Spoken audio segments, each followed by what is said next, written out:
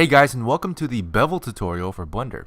Beveling is a very important tool for 3D modeling because it allows you to keep the realism in your hard edges, because in real life, no edge is perfectly sharp like it is in the flat shaded cube that we have here, for example.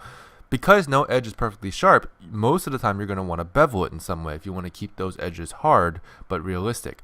So let me just show you what beveling is. This is beveling. This is a beveled cube. As you can see here, the edges are sort of rounded off just a little bit, but in a way where everything still makes sense. So it doesn't add that much geometry, but it does allow for these edges here to look a little bit more natural, a little bit more realistic. In the real world, you might see a die, for example, a rolling die, and it would look a little bit more like this than it would like this, for example. So I'm going to go ahead and show you guys how I got to this. There's two ways to do it. One way is through the bevel modifier. So that's actually what I have applied right now. If we go to the modifiers tab, you can see I have here, let me go ahead and drag this out.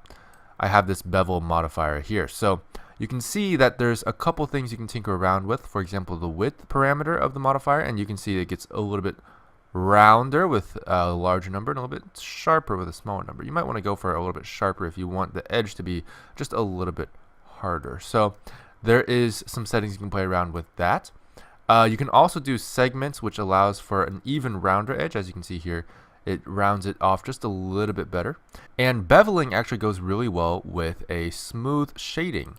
So you can see now it looks very natural. It's very smooth around the faces, but the edges still remain rather hard but rounded. So you can get a more realistic shading with the smooth shading, and the beveling gives a nice little touch to it. Now there's a few more advanced settings you can play around with here, so you can have fun with that, see what everything does.